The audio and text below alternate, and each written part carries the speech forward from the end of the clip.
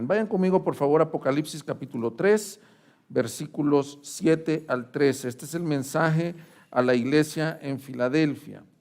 El mensaje a la iglesia en Filadelfia. Dice así la Escritura: escribe al ángel de la iglesia en Filadelfia, el santo, el verdadero, el que tiene la llave de David, el que abre y nadie cierra, y cierra y nadie abre, dice esto: yo conozco tus obras, por tanto he puesto delante de ti una puerta abierta que nadie puede cerrar. Aunque tienes poco poder, has guardado mi palabra y no has negado mi nombre. Por tanto, yo entregaré a aquellos de la sinagoga de Satanás que dicen ser judíos y no lo son, sino que mienten. Yo haré que vengan y se postren a tus pies y sepan que yo te he amado. Porque has guardado la palabra de mi perseverancia, yo también te guardaré de la hora de la prueba, esa hora que está por venir sobre todo el mundo para poner a prueba a los que habitan sobre la tierra.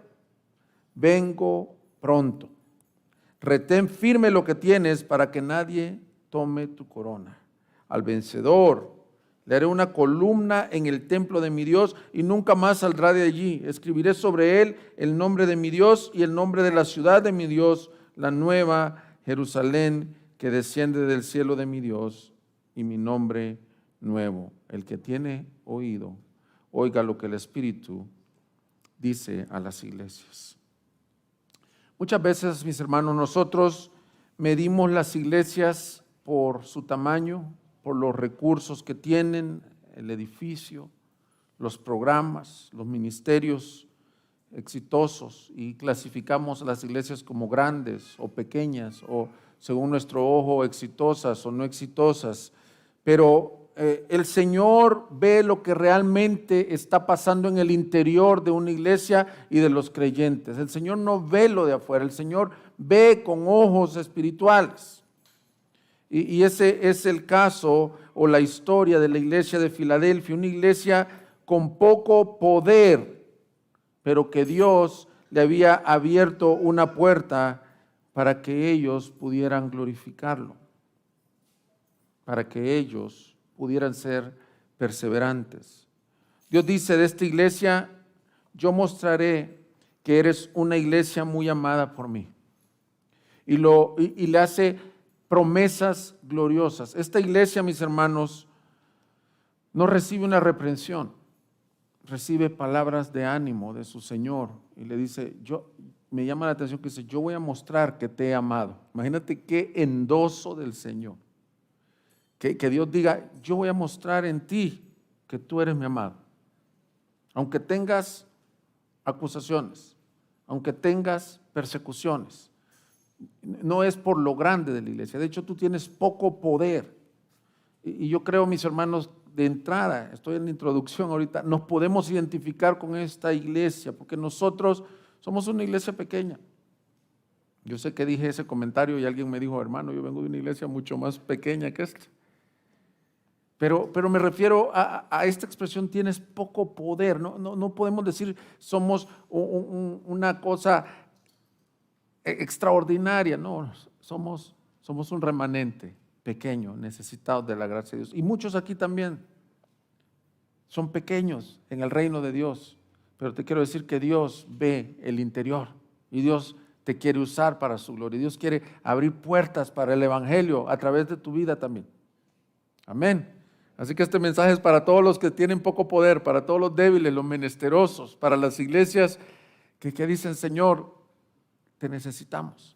Pero el título del mensaje es una iglesia perseverante, porque se repite y reitera varias veces que esta es una iglesia que ha guardado su palabra y no ha negado su nombre. Mira cómo ha sido su perseverancia. Ha guardado la palabra de Dios y no ha negado su nombre, a pesar que ha tenido presiones para negar el nombre de Dios. Y quiero que pongas atención a eso. Filadelfia fue construida en una elevada meseta ahí por el río Hermos. Todo esto está en el Asia Menor. Es una zona fronteriza y por cuanto es una ruta imperial, era una ruta imperial de Roma, Filadelfia se ganó el título de la puerta hacia el este. La gran desventaja que tenía Filadelfia es que estaba en una zona altamente sísmica. Habían terremotos constantemente, se describen los historiadores que habían ocasiones en donde pasaba el terremoto y sus réplicas durante semanas. Entonces los habitantes de Filadelfia no vivían ahí en la meseta, sino que alrededor hacían chozas para poder vivir un poco más seguros. Ya le temían a tener firmeza y construir en grande. Era una iglesia pequeña, estaba ubicada como 42 kilómetros de la Odisea, mis hermanos. El nombre lo recibe porque históricamente Filadelfia significa amor fraternal. Ustedes saben, es una palabra griega que significa amor fraternal, y el origen de la palabra es porque había un hombre, un emperador llamado Filadelfo, quien reinó del 159 al 138 a.C. y fundó la ciudad y se la regaló a su hermano en un acto de amor fraternal, a su hermano Eumenes II, quien también reinó ahí en Pérgamo del 197 al 159. Entonces la iglesia se puede llamar al que ama a su hermano. Entonces es una iglesia pequeña. Es importante que no pierdas de vista que vivía en una zona sísmica, porque luego el Señor les dice: yo les voy a hacer una columna a ustedes, pero les voy a hacer una columna en el templo de mi Dios, y ustedes van a estar allá en la Nueva Jerusalén. O sea, la iglesia pequeña, todo esto estoy diciendo para que entiendas que es una iglesia pequeña, débil, con pocas fuerzas, pero que Dios quería usar grandemente. Bueno, les dicen: ustedes son conocidos como la puerta hacia el este, yo les voy a crear una puerta hacia el reino de los cielos y hacia el evangelismo para ellos. Entonces veamos qué trae el mensaje a la iglesia de Filadelfia. Lo primero es cómo se presenta Jesús. Como dije, no trae ninguna reprensión a la iglesia. Al igual que la iglesia de Esmirna, estas dos iglesias más bien reciben palabras de ánimo, de afirmación. Mira qué importante es esto. Muchas veces nosotros no tenemos el hábito de dar palabras de afirmación, y yo me temo que esto se debe a que muchos temen a esto. Dicen: es que si le digo esto, le voy a elevar el ego a mi hermano, a mi amigo. Pues el Señor, que conoce todo perfectamente, muchas veces que nosotros, aun si hacemos las cosas bien, dice la Biblia que somos siervos inútiles. Aún alguien que camina bien delante del Señor se queda corto. Ya no se diga los que caminan mal, pero vemos un principio en el Señor a siempre reconocer las evidencias de gracia en su pueblo. Y hemos orado como pastores, ¿no es cierto, Luis? Que hemos pedido al Señor que esto sea un principio en nosotros, porque somos prontos a ver, todo el muro está pintado bien bonito, pero tú tienes unos ojos de, ¿cómo se llama?, de microscopio, y alcanzaste a ver un puntito blanco en el muro gris. Y así no funcionan los matrimonios, así no funcionan las relaciones en la iglesia, así no funciona el ánimo a los servidores. Pero más bien queremos seguir este ejemplo de Cristo que dice: esta carta a Filadelfia está llena de promesas y de reconocimiento de la evidencia de la gracia de Dios, porque a la larga, cuando alguien ha hecho algo, Dios en él, el que se lleva la gloria es Dios. Entonces, iglesia, no temas en reconocer las evidencias de gracia en otros. Él trae palabras de afirmación. Mira qué importante ahorita que es el Día del Padre. Padre, a tu hijo muchas veces, no estoy diciendo elevar el ego, y yo sé que ustedes entienden la diferencia entre esto, pero afirmarlo. Y aquí el Señor le dice: te animo y le doy gracias que has retenido mi nombre. ¿Cuántas veces nosotros afirmamos a nuestros hijos, a nuestras esposas, a nuestros consiervos? ¿Cuántas veces les decimos: gracias a Dios por aquello que hiciste por Cristo? Obedeciste. Gloria al nombre de Dios. Entonces se presenta primeramente el Señor como el santo, el verdadero. Son dos títulos separados, no es el santo y verdadero, sino el santo, el verdadero, porque está refiriéndose a dos atributos de Dios. Valga la pena mencionar algo más. A Esmirna y a Filadelfia les hace muchísimas referencias al Antiguo Testamento, porque En ambas vemos que eran ciudades pobladas por judíos, a los que el Señor también les dice los llamados así judíos, pero el entendimiento de ellos era, del Antiguo Testamento era muy notorio. Entonces, cuando un judío escuchaba la expresión el santo, no quedaba ninguna duda que se refería al Dios Todopoderoso. Entonces Jesús, al escribir, les dice: lo primero que quiero que sepan, que el que ha visto sus obras es Dios. Y luego, el verdadero Dios. ¿Qué quiero decir con esto, mis hermanos? Qué importante saber estas palabras cuando nuestra fe es cuestionada. Ellos podrían decir, voy a decirlo como una paráfrasis: ustedes han creído en el Dios verdadero, Filadelfia. Cuando vengan dudas a su mente, ustedes han creído en ese verdadero Jesús. Y esto lo hace por la tremenda influencia de los judíos en la ciudad. Probablemente ellos les cuestionaban y les decían: ustedes son gentiles, ustedes no son el verdadero pueblo de Dios.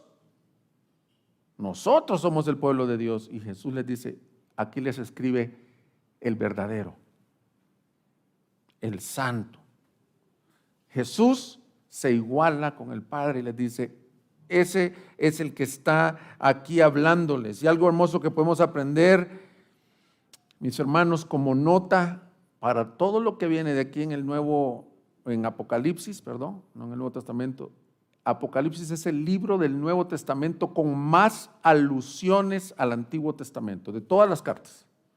No hay citas directas, no hay salmos directos, no hay Isaías directamente, pero alusiones. En cada pasaje hacen muchas alusiones. Y este pasaje que vamos a ver ahora es rico en alusiones al Antiguo Testamento. Ellos lo entendían y por eso es que él dice: yo soy el santo, Kadosh, el santo, el verdadero. Ahora, ¿pero qué implica para nosotros esto, mis hermanos? ¿Qué implica saber que Él es el santo, el verdadero, el que nos escribe esta carta? Porque si bien dijimos, todas las epístolas fueron escritas a esas iglesias, pero también tienen un mensaje para nosotros hoy. ¿Qué implica que nosotros sepamos que el santo y el verdadero nos escribe? Implica dos cosas, mis hermanos. La santidad de Dios es un atributo muchas veces ignorado, especialmente en los tiempos que vivimos. Dios, Jesucristo, es de la misma calidad del Padre y de la misma santidad del Padre. Santo, santo, santo. Y la santidad conviene a su casa. Pero también la otra implicación es que ese Dios santo es el Dios verdadero en el que tú has creído. Y vivimos en tiempos, al igual que la iglesia de Filadelfia, en donde es cuestionada tu fe y mi fe. Y te dicen: a ti te hicieron un lavado de cerebro. Yo no creo que lo que tú creas sea cierto. A ver, compruébamelo. Esa es tu verdad, pero yo tengo mi verdad. Eso es lo que el mundo enseña ahorita. Se llama el relativismo. Para ti te funcionó, pero para mí no me funciona.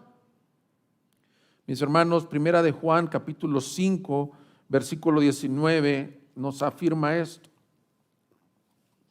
Sabemos que somos de Dios y que el mundo entero está bajo el poder del maligno, y sabemos que el Hijo de Dios ha venido y nos ha dado entendimiento a fin de que conozcamos a aquel que es verdadero. Juan en su epístola vuelve a usar el mismo término. Y mira, y nosotros estamos en aquel que es verdadero. Y luego se encarga de decirte: en su Hijo Jesucristo. Este es el verdadero Dios. ¿Y qué dice? Y la vida eterna. Yo no sé si tengas años caminando con Cristo, yo no sé si tengas poco caminando con Cristo, pero te puedo garantizar que más de alguna vez has tenido la duda: ¿estoy o no estoy en la verdad? Y Juan mismo en su epístola te dice: sabemos que el Hijo de Dios ha venido, y los que han creído en Él, han creído en el Dios verdadero. Pero no solo han creído, están en el Dios verdadero. Hermanos, llegará el día donde nos van a cuestionar tan grandemente, pero también llegará el día en donde se va a mostrar quién tiene la verdad. Y la verdad la tiene la iglesia de Cristo si has creído en Jesucristo. Mira, lee esa frase, apréndete la versión que traigas. Pero mira 1 de Juan 5. Este es el verdadero Dios. No hay otro. Cristo es el verdadero Dios, mis hermanos. ¿Lo crees? ¿Lo crees, iglesia? Él es el verdadero Dios. Y si tú has creído en Él, tú estás en Él. Y así se presenta a Filadelfia. Les escribe el santo, el verdadero. No se preocupen. Ustedes están en lo que es lo correcto. Pero luego les dice el que tiene la llave de David, el que abre, el que tiene la llave de David, el que abre y nadie cierra.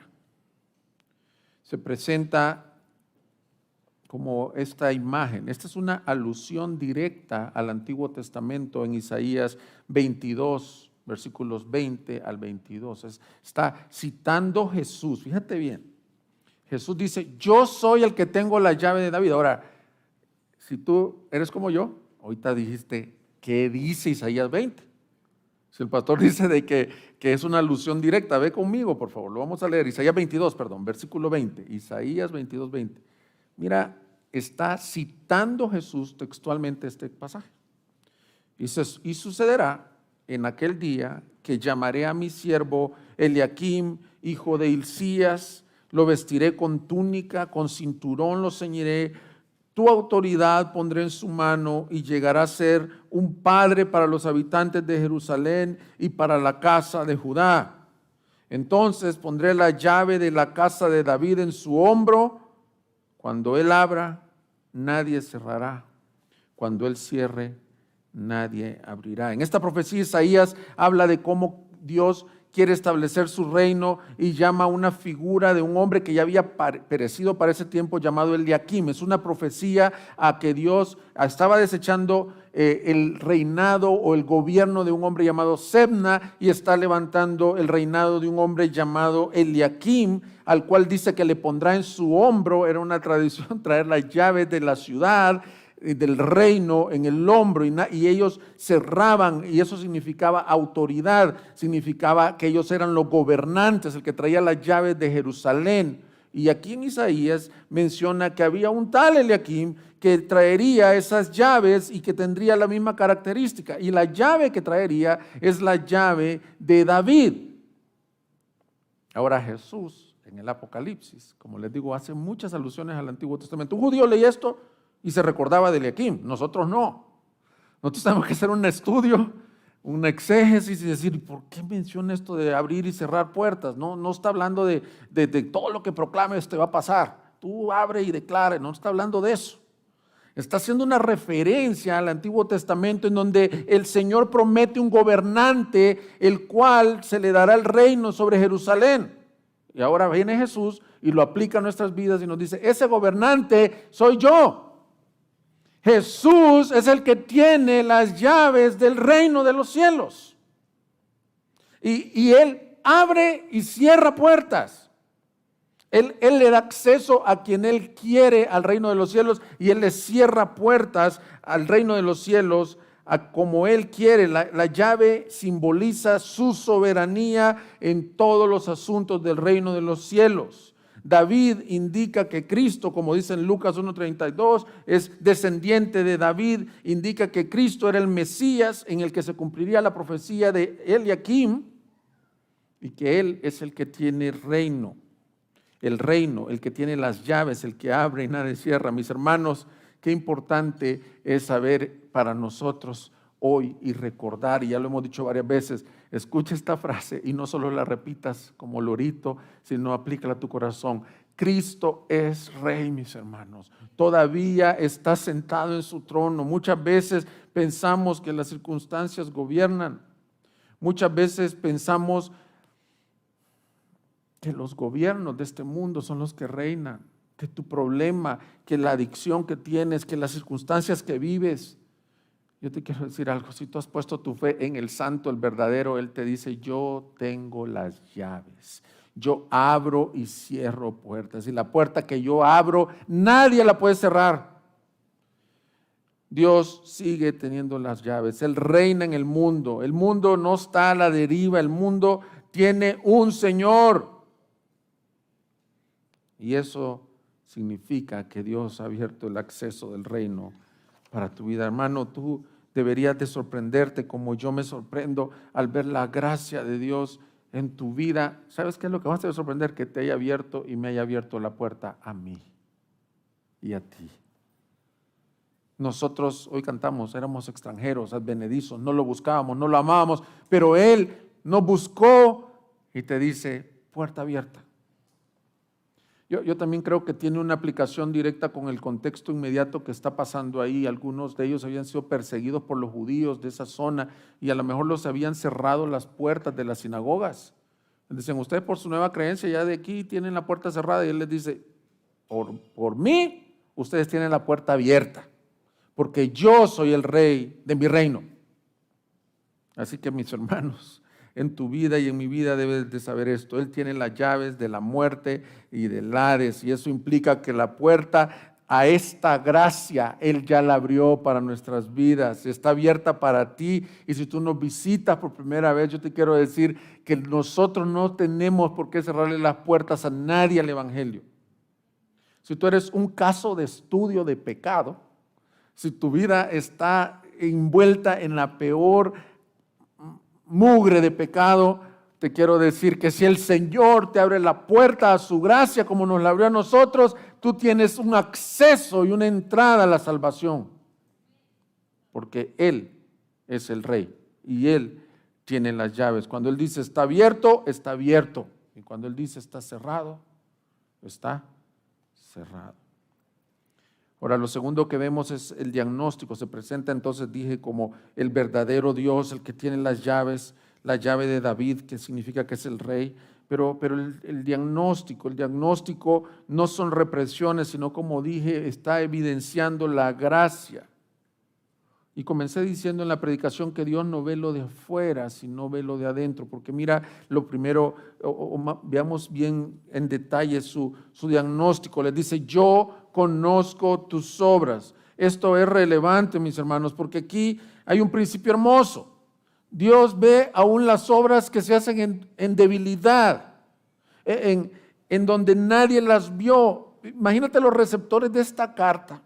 Decían, ¿tú conoces nuestras obras? Las de Filadelfia, a lo mejor tú conoces los de la Odisea o los de Éfeso. De hecho, se cree que Éfeso fue la iglesia que plantó estas otras iglesias. Pero Él les dice, no, yo conozco tus obras. Yo conozco que tienes poco poder, que has guardado mi palabra y no has negado mi nombre. Vamos a ver estas tres cosas que Dios conocía de ellos. Y creo que hay una gran bendición para nosotros en entender estas cosas. Veamos la primera expresión. Dice, aunque tienes poco poder. Sí, el Señor está de acuerdo con ellos en que son pequeños, son débiles. Pero, hermanos, ¿acaso no es de esa manera que Dios ha obrado en toda la Biblia? ¿No es acaso como Dios se glorifica escogiendo al débil? ¿No escogió Dios a lo menospreciado, a lo necio, a lo que no es, para avergonzar a lo que es? No nos escogieron por ser el mejor de nuestra clase, como dicen los Estados Unidos. Nos escogieron porque a lo mejor éramos lo débil de este mundo, lo necio, lo vil, lo menospreciado. Y dice Pablo, ¿de eso están llenas las iglesias? Eso es un remanente escogido por gracia. El término remanente no es un eslogan de título de élite, no, es decir, Señor, ¿qué estoy haciendo aquí? En mi vida lo único que hay es gracia. Este es un principio que yo quisiera que aprendiéramos, mis hermanos. Dios se glorifica en la debilidad. Dios no, lo voy a decir a la inversa, Dios no se glorifica en aquel hombre que cree que puede, que cree que sabe, que cree que tiene, que puede resolver con su fuerza. No, Dios se glorifica en los que no pueden, en los que no tienen, en los quebrantados. para que la excelencia del tesoro sea de Dios y no de nosotros. Porque somos propensos a decir, yo construí esto como Nabucodonosor. Cualquier cosa. Si tus hijos salen tremendos evangelistas y alcanzan a naciones, es bien fácil tomar crédito uno y decir, es que yo los crié bien. Y si no, si eres un poco más humilde, dices, es que su mamá los crió bien. Si esta iglesia comienza a prosperar, somos susceptibles el liderazgo a decir, algo bueno hemos de estar haciendo. No, mis hermanos, el principio de Filadelfia es que Dios se glorifica en la debilidad. Podemos ver este principio en toda la Biblia. Hay una enseñanza de esto en toda la Biblia, desde el Antiguo Testamento, cuando Dios escogió a David como rey. El relato dice en 1 Samuel 16, si gustas acompañarme, que Dios vio el interior y Samuel, el profeta, estaba viendo el exterior. Dice el versículo 6, 1 Samuel 16, 6. Cuando ellos entraron, Samuel vio a Eliab y se dijo, ciertamente el ungido del Señor está delante de él. Entre Eliab, así un cuate grandote y musculoso y guerrero, dijo, aquí está el próximo rey. Versículo 7, pero el Señor le dijo a Samuel, no mires a su apariencia, ni a lo alto de su estatura, porque lo he desechado. Porque Dios no ve como ve el hombre. Pues el hombre mira la apariencia exterior, pero el Señor mira el corazón. Entonces Isaí, el padre, llamó al segundo hijo, Abinadab, y lo hizo pasar delante de Samuel y dijo, tampoco a este escogido el Señor. Después Isaí hizo pasar a Sama, y Samuel dijo, tampoco a este escogido el Señor. Así Isaí hizo pasar a 7 de sus hijos delante de Samuel, pero Samuel dijo a Isaí, el Señor no ha escogido a estos. Samuel preguntó, ¿son todos estos tus hijos? Isaí respondió, aún queda el menor, pero es el que está allá afuera, apacentando las ovejas. Estaba quizás sucio, quizás era el menor, el más pequeño, el más frágil. Samuel insistió, manda a buscarlo, pues no nos sentaremos a la mesa hasta que él venga acá. Y envió a buscarlo y lo hizo entrar. Era rubio, de ojos hermosos y bien parecido. Y el Señor le dijo, levántate, úngelo, porque este es. Entonces Samuel tomó el cuerno de aceite y lo ungió en medio de sus hermanos, y el Espíritu del Señor vino poderosamente sobre David desde aquel día en adelante. Luego Samuel se levantó y se fue a Rama. Mis hermanos, el principio es este. Filadelfia era una iglesia con poco poder y le dice, a ti te he abierto una puerta. Porque Dios se glorifica en la debilidad. Dios es exaltado cuando nosotros reconocemos que no está en nuestras propias fuerzas, sino en las suyas. Proverbio capítulo 3, versículo 3 al 5 dice, fíate en el Señor de todo tu corazón y no te apoyes en tu propia prudencia. Reconócele en todos tus caminos y Él enderezará tus veredas. Mis hermanos, este principio también no solo está en el Antiguo Testamento. Pablo lo conocía, 2 Corintios capítulo 12, versículo 9, le decía, y Él me ha dicho, te basta mi gracia, pues mi poder se perfecciona en la debilidad. Por tanto, con muchísimo gusto me gloriaré más bien en mis debilidades, para el que el poder de Cristo more en mí. Hermano, debemos de llegar a ese punto en donde puedas decir, yo me glorío no en mis habilidades, no en mis logros. Yo me glorío en mis debilidades. Es bien difícil para la carne, para el orgullo decir eso. Como dije, todos tenemos la tendencia en gloriarnos en nuestras habilidades. De hecho, si tú lees el contexto de 2 Corintios 12, más arriba, Pablo está diciendo, conozco un hombre que si fue al tercer cielo, si fue en el espíritu, no lo sé, o si fue en el cuerpo, no lo sé. Se está refiriendo a él. Y dice, pero no me voy a gloriar de ese hombre que tuvo revelaciones tan tremendas. Es más, ese hombre Dios le dejó un aguijón en la carne para cuando se quiera envanecer, entonces le pique. A lo cual dice, he rogado 3 veces al Señor que me lo quite. Y el Señor se lo dejaba.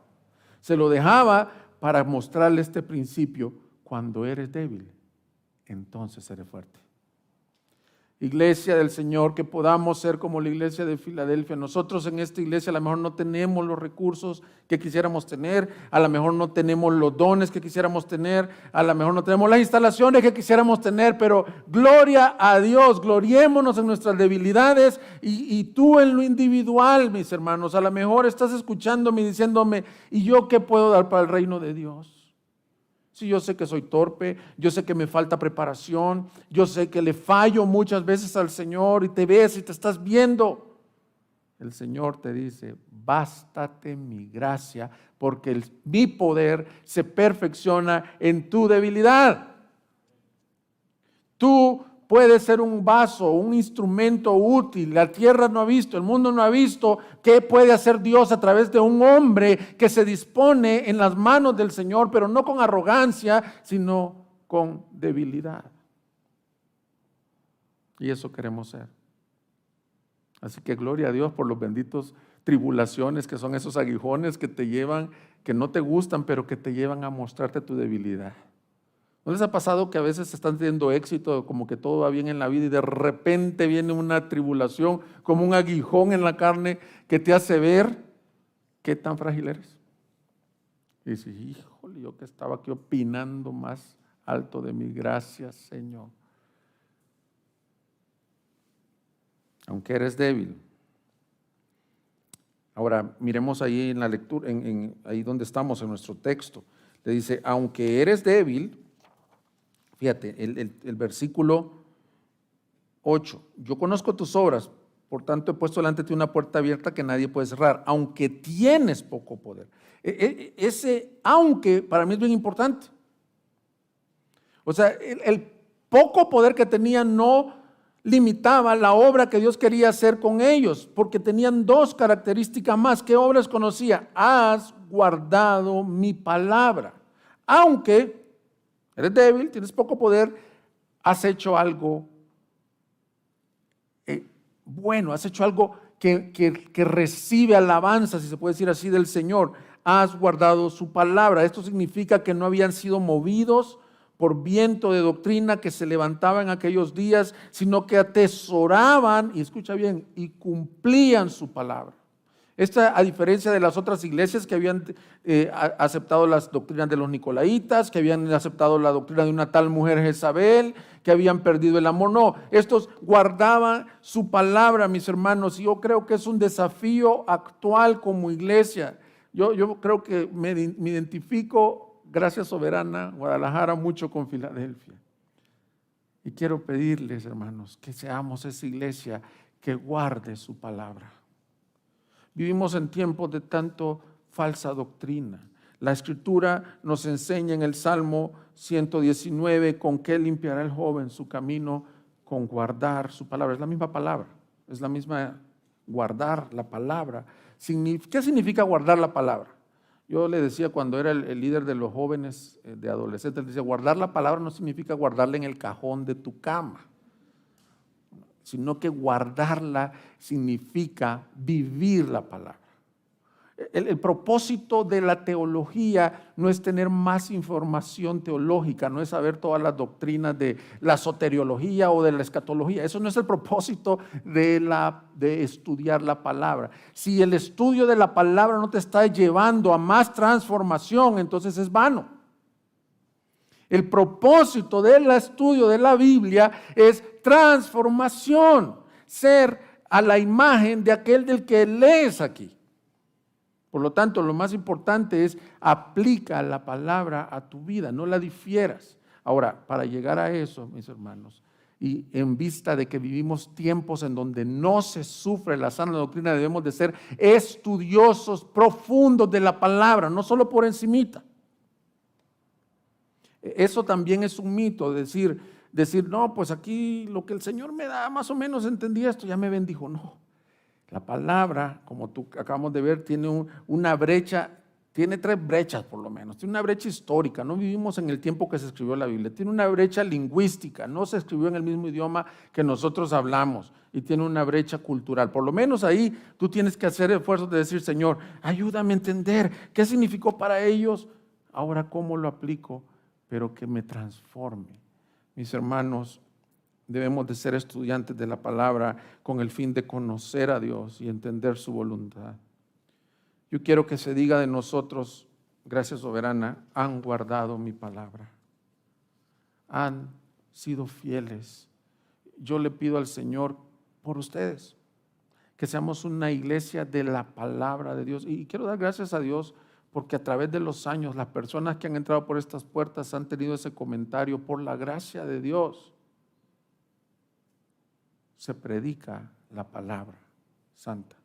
Hermanos, eso es algo que aquí nos reta a no perderlo, a no estudiarlo. Las psicologías, los teorías de cómo hacer iglesia contemporáneos están a veces alejados de la palabra de Dios. Dios quiere que seamos el pueblo del libro. Dios quiere que volvamos a la comunión. Hoy decía Luis, desead como niños recién nacidos la leche espiritual no adulterada de la palabra de Dios, para que por ella crezcáis para salvación. No pienses que no necesitas tomar de esa leche. Pero no solo habían guardado su palabra, sino que algo más. Dice, no han negado mi nombre. El contexto previo a la iglesia de Sardis les había dicho que el que se avergüence, bueno, que él no se iba a avergonzar delante de su Padre, pero en el Nuevo Testamento vemos que dice que el que se avergüence delante de los hombres de él se avergonzará de su Padre. Lo que les está diciendo es que esta iglesia de Filadelfia, a pesar de las presiones, de que los habían empujado, ellos habían seguido diciendo esto: Jesús es rey, Él reina. Y esta expresión, fíjate bien, qué hermoso, cuando dice no has negado mi nombre, no lo habían negado ni de palabra ni de acciones. El apóstol Pedro, imagínate qué tremendo la vida del apóstol Pedro. Cuando llegaron las presiones en el jardín del Getsemaní, luego en el pretorio, el Señor le dijo: Pedro, yo he rogado por ti porque vas a ser zarandeado por el mismo diablo y me vas a negar. Y le dice, que tal cosa no acontezca. Le digo, mira, hoy, antes que el gallo cante, me negarás 3 veces. Y muchos de nosotros nos vemos como Pedro, mis hermanos, negándolo en palabras y en acciones. Y estoy agregando esto porque tú puedes decir, yo creo en Jesús, pero no vives como un hijo del rey. Entonces muchas veces lo niegas con un pecado, con una respuesta, con una falta de integridad, niegas el nombre de Jesús. Pero aquí lo que está hablando prácticamente es que ellos, aún a través de la persecución, ellos seguían diciendo Jesús es rey. Yo te animo, mis hermanos, que así como queremos ser una iglesia de la palabra, que nosotros, aunque vengan presiones, doblemos rodillas y digamos, Señor, yo no sé cómo voy a responder en aquella hora, Padre, pero te suplico desde ya tu gracia para hacerte fiel hasta la muerte si es necesario. No hemos sufrido presiones a tal grado todavía. A lo mejor algunos de ustedes sí han sentido el deseo de negar su fe por burlas de sus familiares, por calumnias. Pero el Señor te dice, Filadelfia, tú no has negado mi nombre. Recuérdate que empecé esta serie diciendo que las 7 iglesias, el diablo es el que está detrás queriendo hacer esto específicamente. Este es el tropiezo que está poniendo, que nieguen el nombre de Jesús. En algunas puso tentaciones de pecado. Uno le mandó a la mujer Jezabel, otros habían perdido el amor. Pero esta iglesia dice, ustedes lo han retenido, no han negado mi nombre. Quiero decirte que así vendrán muchas pruebas a tu vida para que niegues el nombre del Señor. El diablo se encarga de hacer eso. A veces la vida va bien y de pronto aquel hombre creyente pierde su empleo, pierde a uno de sus hijos, se enferma de gravedad como Job. ¿No crees que se verá tentado aquel hombre a negar su fe? ¿O aquel que sufre años una enfermedad crónica y todo lo que ha hecho es vivir para Dios? Y viene la pregunta lógica: ¿por qué a mí? ¿Por qué el impío prospera? Si tú ahorita estás pasando una escasez o una enfermedad, seguramente te pasa lo que pasa en muchos salmos. Los salmistas dicen: yo estoy sufriendo. Job también, yo paso muchas circunstancias y veo a aquel que no teme a Dios y le está yendo pero bien. Mis hermanos, no cedas a la tentación de seguir diciendo: pero Jesús es Rey y yo soy polvo y Él puede hacer conmigo lo que quiera en mi vida. Tú sigues siendo Rey, no niegues su nombre. Iglesia, que nos permita ser fieles a proclamar su nombre. Y quiero decirles esto: muchos de nosotros somos cobardes. Si estuviéramos con la espada o con la pistola enfrente, a lo mejor lo negaríamos, pero clamemos para que nosotros seamos de los que perseveren. Lo tercero y último que quiero ver son las promesas que Dios le da a esta iglesia. El caminar de Filadelfia, mis hermanos, era uno de fidelidad a Dios. Básicamente en estas dos cosas: perseveraban en guardar la palabra y en no negar su nombre. Esas eran las dos características principales. Y Dios, Jesús, que no es injusto, les da recompensas. El Señor no tiene inconveniente en recompensar, en reconocer cuando ha habido fidelidad a Él. Cuando tú eres fiel a Dios, Dios es fiel contigo. Ahora, yo sé que todos aquellos que huyen a la doctrina de ganarse la salvación por obras han de estar diciendo: pero espérate, pastor, ¿qué dijiste? Así que voy a hacer una nota aclaratoria. Quiero aclarar que nadie es salvo por obedecer. Que por más obediente que tú seas, mejor religioso que tú seas, nadie gana un mérito, ni siquiera un poquito, con Dios. Ni quiero decir que los cristianos que son más obedientes son más amados por Dios. No me malentiendas. Pero también hay un principio que cuando obedecemos, la gracia de Dios se complace en bendecir a la obediencia, ya que la obediencia es un mandato y un fruto que tenemos que dar como creyentes. Porque de todas formas la gloria se la lleva Cristo. A mí me complace cuando mi hijo me obedece, me bendice. Ahora, tú podrás decir: él lo tiene que hacer, él es un hijo. Sí, pero el carácter que el Señor pone en un padre, el carácter cristiano es el mismo del Padre de los cielos, que dice: iglesia, yo estoy complacido porque han guardado mi palabra y no han negado mi nombre. Es el círculo de bendición. Y aquí les da 4 promesas. La primera que les dice, aunque en la lectura salía al inicio, pero yo la voy a dejar como promesa, es: he puesto una puerta abierta. La dejé al final, como digo, aunque aparece al principio en la lectura, porque creo que esta puerta abierta definitivamente está relacionada con la fidelidad a la palabra de la iglesia en Filadelfia. Dios les dice: aunque tienes poca fuerza, yo, el que tiene la llave de David, es decir, el que tiene la entrada al reino de los cielos, te abro una puerta. La puerta abierta en todos los pasajes del Nuevo Testamento ha significado una oportunidad para predicar el Evangelio. Por ejemplo, 2 de Corintios, capítulo 2, versículo 12, dice: cuando llegué a Troas para predicar el Evangelio de Cristo y se me abrió una puerta en el Señor. O Colosenses capítulo 4, versículo 3 dice: oren al mismo tiempo por nosotros para que Dios nos abra una puerta para la palabra a fin de dar a conocer el ministerio de Cristo, por el cual también he sido encarcelado. Entonces, en el Nuevo Testamento las palabras de puerta abierta son oportunidades para el Evangelio. Le dice, por cuanto tú has guardado mi palabra, mira cómo te voy a bendecir, te voy a abrir con una puertota para que evangelices, para que haya mucho pueblo. Me encanta cuando el Señor le dice a Pablo, Pablo, no desistas, porque yo tengo mucho pueblo en esta ciudad. Mis hermanos, que podamos clamar al Señor por puertas abiertas nosotros también. Que guardemos su palabra y que le digamos, Señor, abre una puerta para nuestras vidas. Abre una puerta en lo individual, pero como iglesia.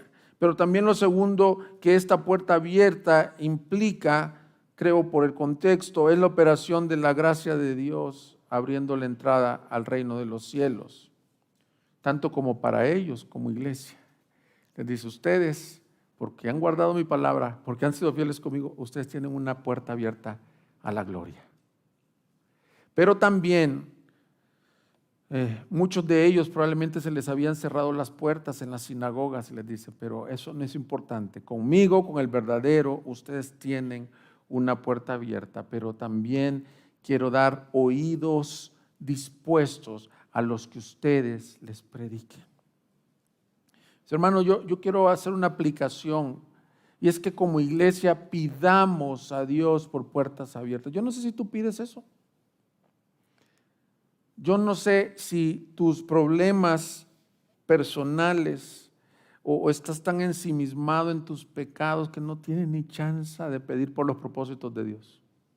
Yo creo que, dice el pastor John Piper, ese es uno de los obstáculos para el evangelismo mundial, que el cristiano, el creyente, está batallando tanto con su carne, está enredado en el mundo, está viendo pornografía, está cayendo, peleándose con la mujer, que ¿cómo va a pedir por los propósitos santos de Dios?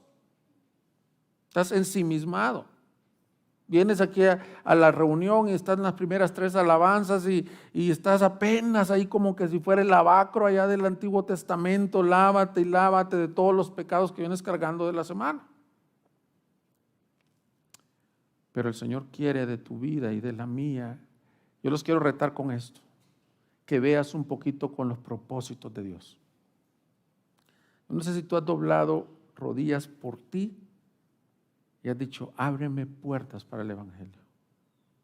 Ábreme puertas, dale oído al que yo le predique. Pero no sé si has orado por esta iglesia. Yo te quiero decir que nosotros los pastores sí oramos por esta iglesia. Y no solo los pastores, hay una región de gracia soberana en todo México que está viendo que esta es una zona, un área privilegiada en donde Dios quiere hacer una obra gloriosa con el evangelio, pero también debemos de ser fieles a su palabra, debemos de no negar su nombre y doblar las rodillas, mis hermanos. ¿Cómo oirán si no hay quien les predique? Yo te animo y te reto a que pidas puertas abiertas, como decía Pablo. Ábrenos una puerta, Señor. Queremos ser una iglesia que impacte esta ciudad, que impacte, que empieces con tu casa, por supuesto, que tus familiares digan, wow, este tiene algo diferente, este tiene algo que yo no había visto, no tiene una religión, tiene una realidad. Pero que impactemos esta colonia en donde estamos, esta ciudad en donde estamos, este país en donde estamos. Aquí a veces hablaba Andrés, no, ni siquiera hemos pensado en ser una iglesia misionera a lo mejor, porque muchas veces estamos ensimismados, pero Dios le dice, la primera promesa es que yo te abro una puerta, tanto a mi reino como al evangelismo.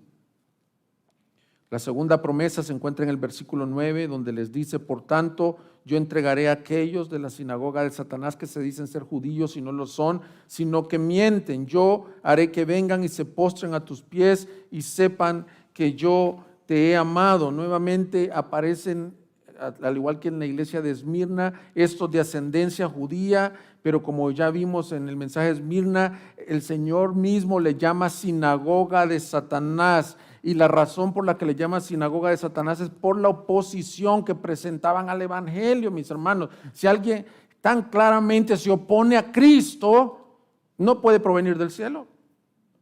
Proviene de Satanás. Y en el Nuevo Testamento, por beneficio de los que no estuvieron en el mensaje de Esmirna, lo voy a repetir, los mayores opositores al principio no fue el pueblo romano, sino fueron los mismos judíos. Porque básicamente los judíos aunque descienden étnicamente de los patriarcas de Israel, las acciones oponentes a Cristo muestran que no son el pueblo de Dios, sino que son una sinagoga de Satanás.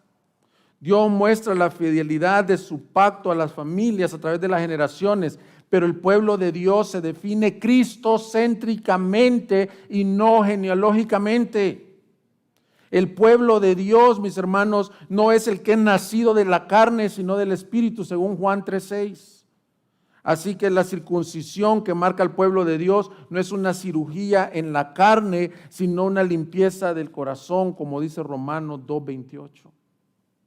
Porque no es judío el que lo es exteriormente, ni la circuncisión es la externa en la carne, pues es judío, es el que lo es interiormente, y la circuncisión es la del corazón, por el Espíritu, no por la letra, la alabanza de la cual no procede de los hombres, sino de Dios.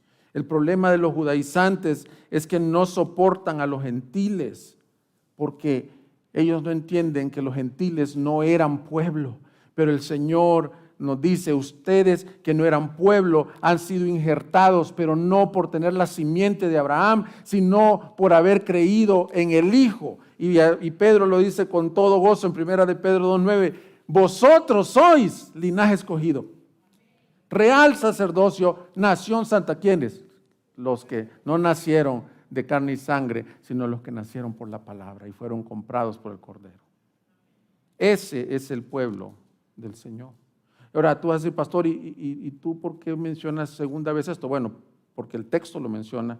Pero te quiero decir que en realidad, mis hermanos, ahorita hay un crecimiento y es un peligro actual en la iglesia cristiana. Ha habido en Latinoamérica un crecimiento tremendo de judaizantes modernos.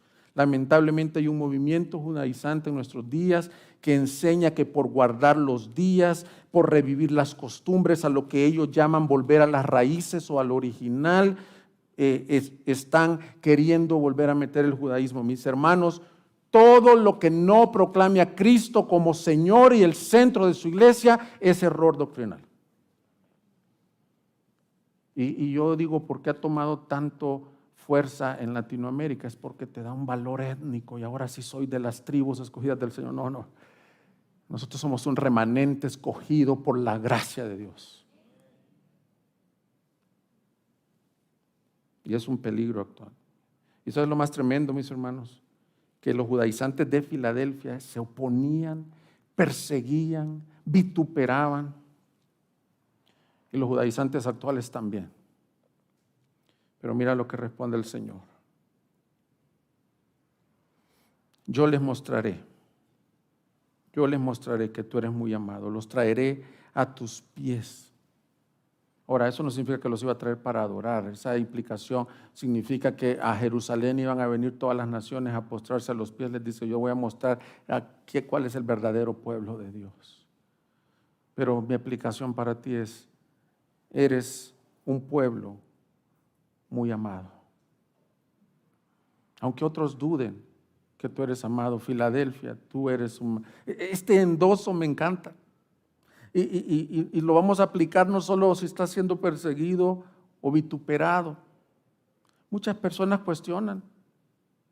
El Salmo 1 es un ejemplo, dice: el que se deleite en la ley del Señor será como un árbol plantado, y no así los malos. Pero en el día del juicio, los malos no se levantarán.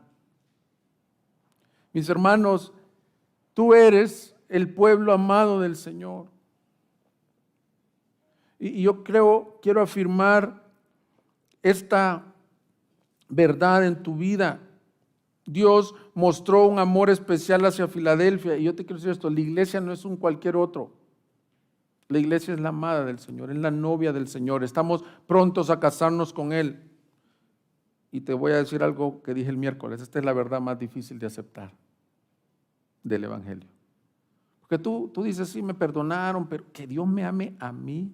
Pastor, usted me conoce. Usted no tiene idea cómo fallo. Cómo muchas veces soy débil. ¿O qué puedo aportar yo al reino de los cielos? Mis hermanos, que se diga de ti: este puede ser débil, este puede ser alguien que falla, pero tiembla ante mi palabra. ha guardado mi palabra, no ha negado mi fe y por eso yo le he amado. Y lo que me gusta es el endoso que dice, ellos se van a dar cuenta que yo te he amado. Si tú tienes un adversario, vamos a decir que esta sea tu esperanza, que él se dé cuenta que tú eres un amado por el Señor.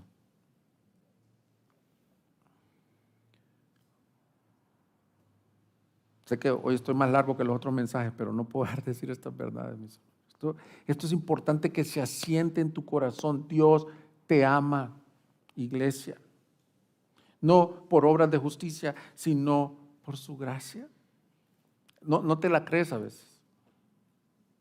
Pues créetela, porque Él mostrará que te ha amado. Bien, otra promesa más, versículo 10. Yo te guardaré de la hora de la prueba que está por venir a todo el mundo, porque has guardado la palabra de mi perseverancia. Surgen algunas preguntas en este pasaje. ¿Qué significa toda la tierra? ¿Cuándo es este tiempo? ¿Es algo que Dios le dijo en específico a la iglesia de Filadelfia o aplica para nosotros hoy? ¿Qué significa ser guardados?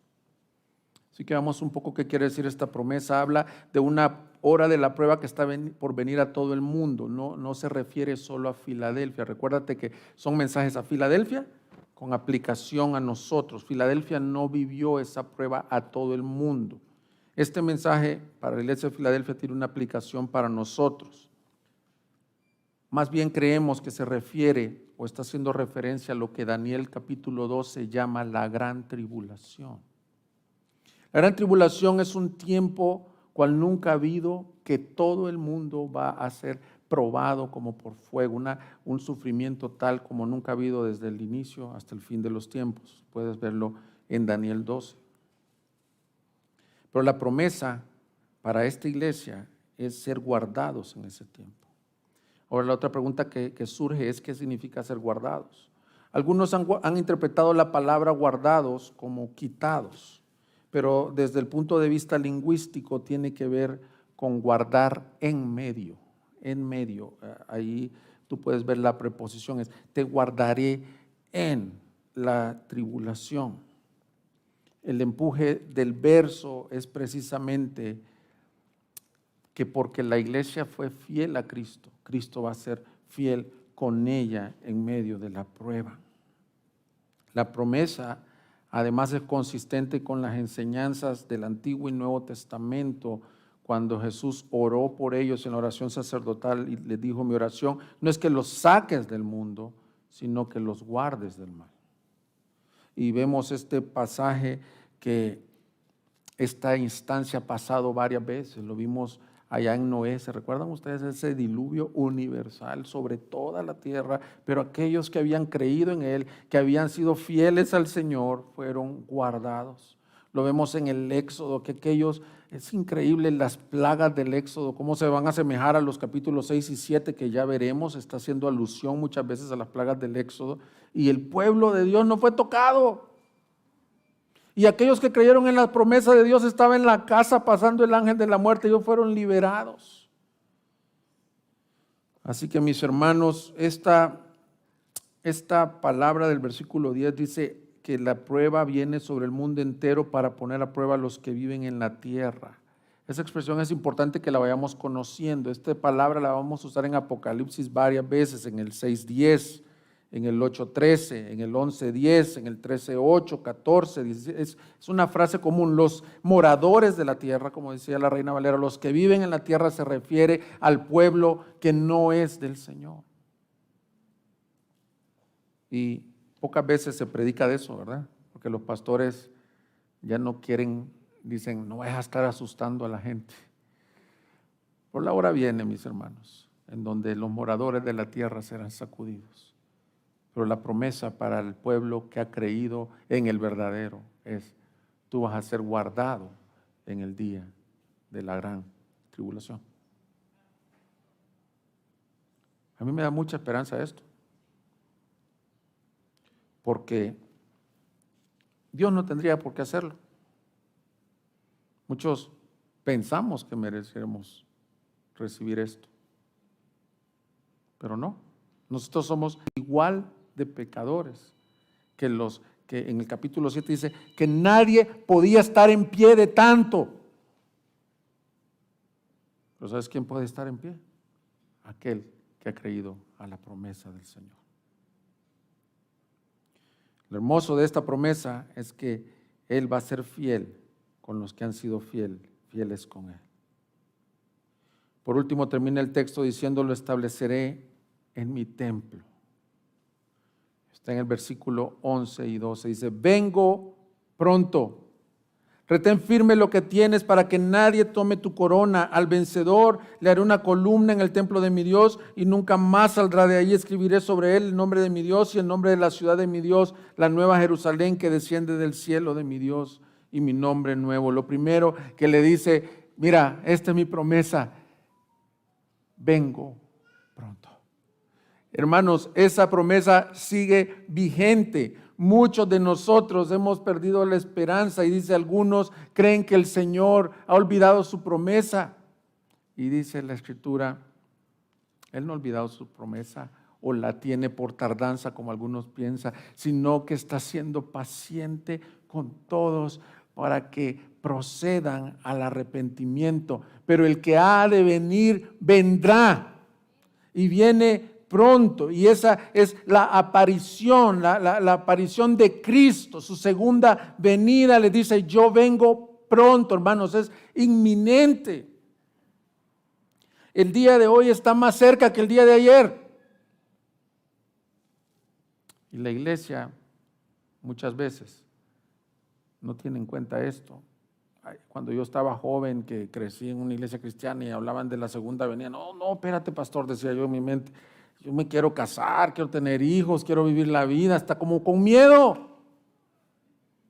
Cuando alguien está sufriendo en la vida, cuando alguien sabe que el que va a regresar es su rey victorioso, mis hermanos, uno ansía esta venida y te hace estar preparado y alerta, porque el día y la hora nadie lo sabe. No sé si esta va a ser la última predicación que yo voy a dar, y si es así, gloria al Señor, y si nos recoge al terminar esta reunión, bendito sea el Señor.